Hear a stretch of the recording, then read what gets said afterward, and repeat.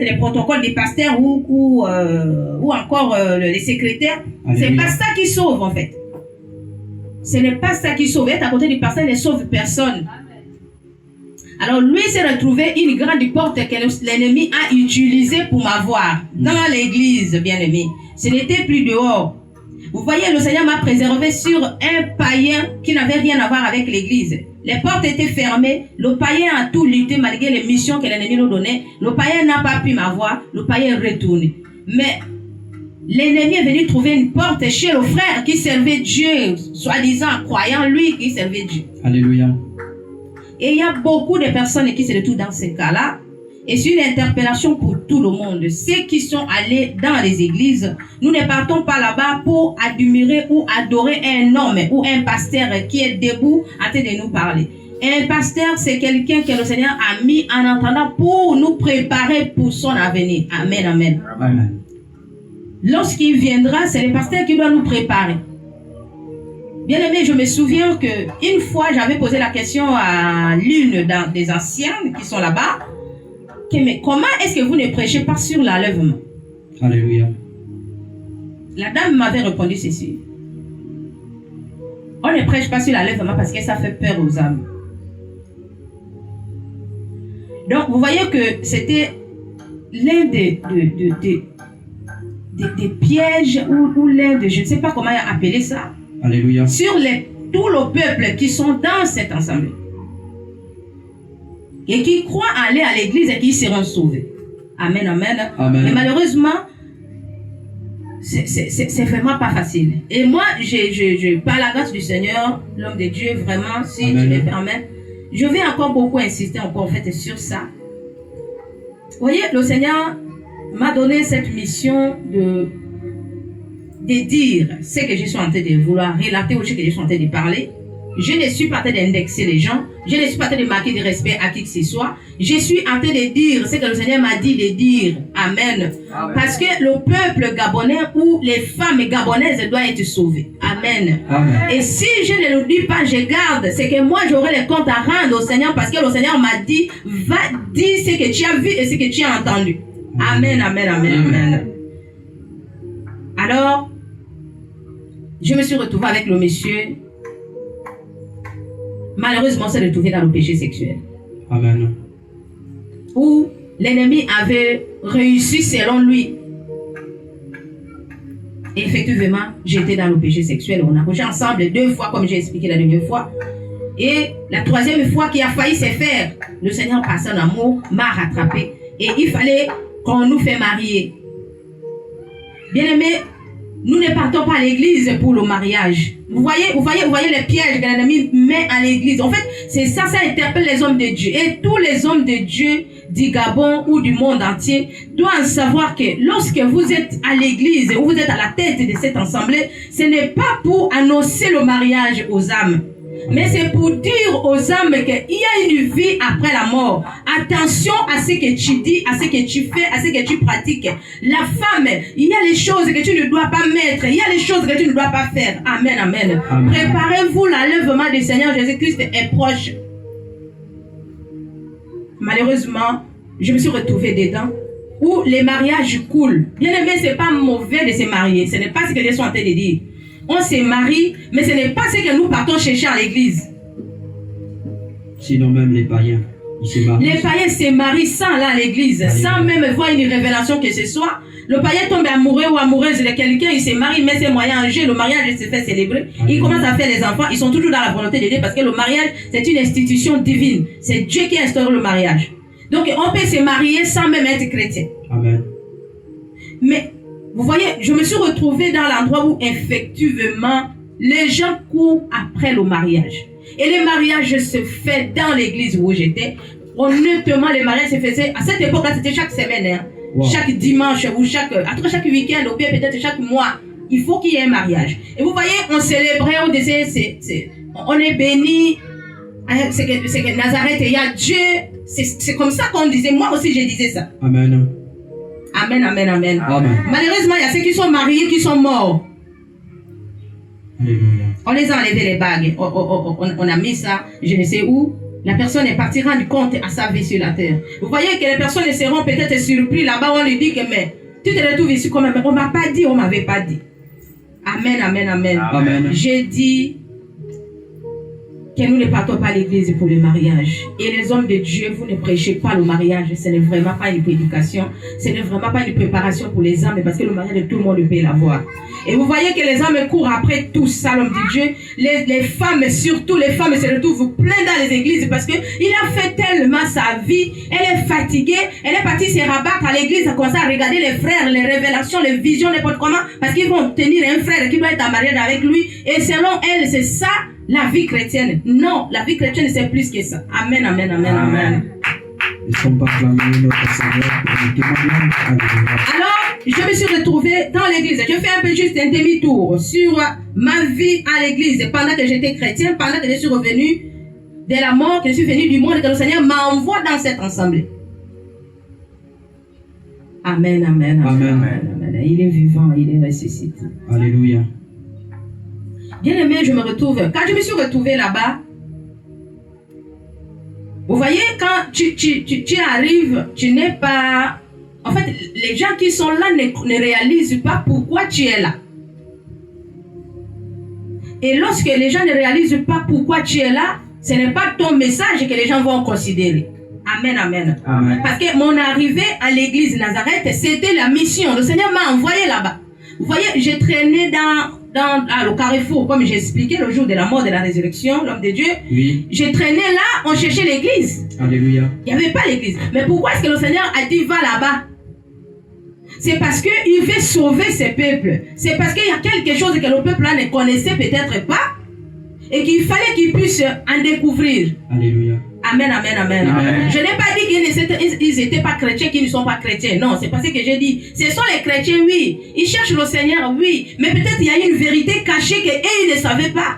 Que le Seigneur, peut-être, il a dit non, toi, tu dois aller dire cette vérité dans cette assemblée parce que ce peuple qui est dans cette assemblée doit être sauvé parce qu'il doit découvrir cette vérité-là. Alléluia. Amen, amen, amen, amen, Amen. Et cette vérité est que lui revient bientôt. Bien aimé, le bientôt que j'ai dit, ce sont mes mots ou ce sont les mots humains que nous disons bientôt. C'est pourquoi c'est écrit en français bientôt. Mais le Seigneur est juste à la porte. Nous voyons tous les signes. Amen.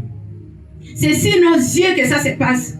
Mais si le Seigneur me déplace, malgré tout ce qui se passe, il y avait les églises autour, l'homme de Dieu. Là où j'étais, là où on est parti, tu as filmé, il y avait les églises à côté là. Oui, oui. Pourquoi est-ce que le Seigneur n'a pas dit que va là-bas? Alléluia. Que va à Nazareth. Cette église est écrite sur la toiture Nazareth. Effectivement, quand je suis arrivé là, c'est là où je me suis rendu compte qu'effectivement c'était écrit sur la toiture de l'église. C'est qu'il y a quelque chose que le Seigneur voulait communiquer à ses peuples. Amen, amen, amen. Amen. Peut-être que l'homme de Dieu n'a pas pu donner ce message-là. Peut-être il ne l'a pas reçu. Peut-être il a reçu, peut-être il a oublié, peut-être je ne connais pas, je n'ai pas dit qu'il n'est pas un homme de Dieu. Mais je suis en train de dire cette vérité-là. Le message ou la prédication pour devant ces peuples doit être centré sur la venue de Jésus-Christ. Ce n'est pas bon les prédications, non, mais il y a l'essentiel plus que tout ce que nous pouvons chercher ici sur la terre. Bien aimé, il y a l'essentiel. Et cet essentiel-là, c'est la venue du Seigneur Jésus-Christ. Alléluia. Alors moi, quand j'arrive là-bas, je me retrouve, tout ce que le Seigneur me montrait ou me révélait, je ne savais pas comment faire avec. Vous voyez, je me rapprochais simplement des femmes et je posais la question comment ça se passait. Et les réponses que je recevais, oui. En fait, ça ne concordait pas parce que moi, c'est comme quand on envoie un enfant va me payer le pain. Et là-bas, il trouve peut-être cette boutique-là est fermée.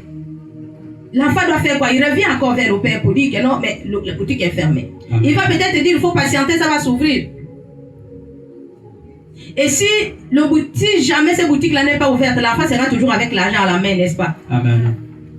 Je me retrouve ici, ça me fait 10 ou 11 ans que cet événement s'est passé. Et Nazareth a été la première église qui a reçu cette grâce, où je me suis retrouvée au milieu, au sein de cette assemblée. Alléluia.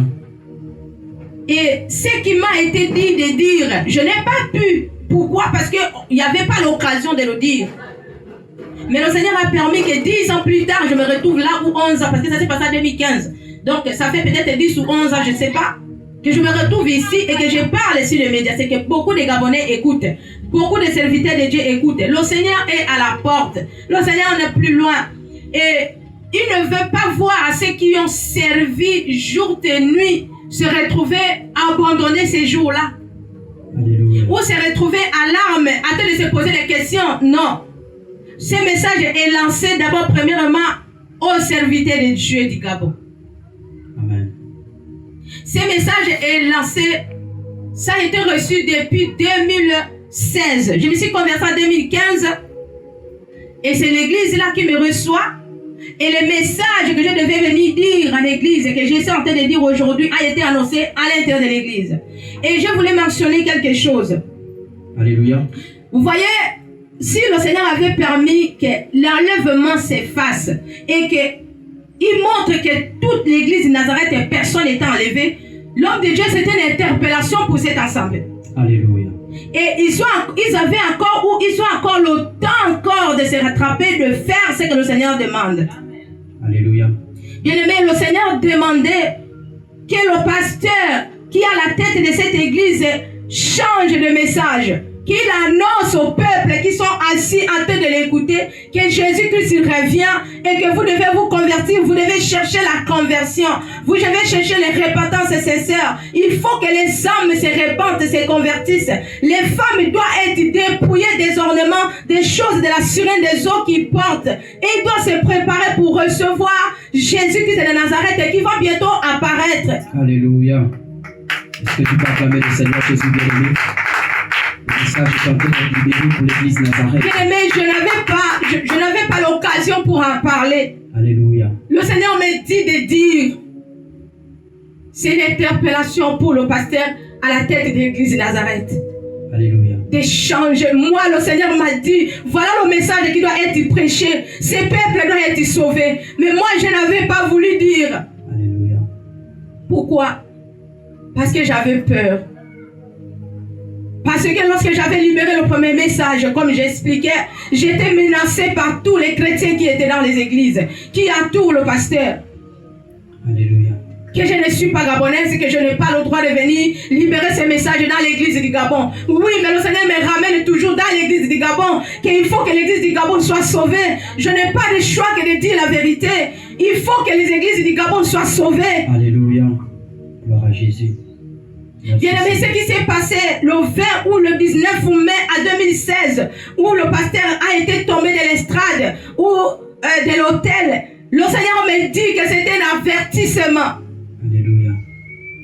Et c'est ce que je n'avais pas voulu dire. Ce n'est pas parce que je n'avais pas voulu dire, mais j'avais peur. Parce que j'étais menacée. Alléluia. Seigneur, aide-nous. Le message doit être changé pour sauver le peuple. Si peut-être le pasteur lui-même, il connaît peut-être, je ne sais pas, peut-être il range sa vie à sa manière, mais le peuple qui le regarde doit être sauvé. Amen. Bien aimé, lorsque la maman m'avait répondu qu'on ne prêche pas l'enlèvement parce que ça fait peur aux âmes, j'étais choquée. Mais j'ai dit, mais comment ça fait peur aux âmes? Oh non, les âmes ont peur. D'entendre le message de oh, Jésus. Seigneur. Seigneur. Oui, c'est ce qui m'a été répondu. Et la dame qui m'avait répondu va écouter et va savoir de quoi je parle. Alléluia. Et je continue toujours à insister, mais ils auront peur comment? Mais c'est ça la réalité. Bien au contraire, quand ça te fait peur, c'est le moment où tu vas aller ranger ta vie. Amen. Alléluia. Mais comment est-ce que vous ne dites pas ça? En tout cas, il m'a dit que tout le monde connaît le message, on n'est pas obligé de prêcher. Wow. Wow. C'est ce qui m'a été répondu. Alléluia. Vous voyez que de plus en plus, l'homme de Dieu, je rentrais dans la coquille. Et je me retrouvais en fait confronté à... Le Seigneur a dit, va dire. Là-bas, me dit, voilà. Donc du coup, je me retrouve en face à cette situation-là et je garde. Alléluia. Jésus-Christ revient bientôt. Ce qui s'est passé à Nazareth, que vous avez dit que c'était... Le Seigneur. Dieu que vous avez vu. Effectivement, si c'était Dieu que vous avez vu, c'est qu'il t'a dit quelque chose. C'est que je ne suis pas en train de dire que ce n'était pas Dieu. Oui, vous avez vu Dieu, c'est qu'il y a eu un message qui a été lancé. Moi, le Seigneur me dit que c'était un avertissement. Alléluia. Vous devez changer le message là. Vous devez dire aux âmes que Jésus revient. Et votre prédication, vos prédications de tous les jours doivent être centrées sur ça. Alléluia. Les bénédictions ne sauvera personne. L'argent ne sauvera personne. Les voitures ne sauvera personne. Merci. Ce sont les choses en fait que les gens vont vivre avec ça.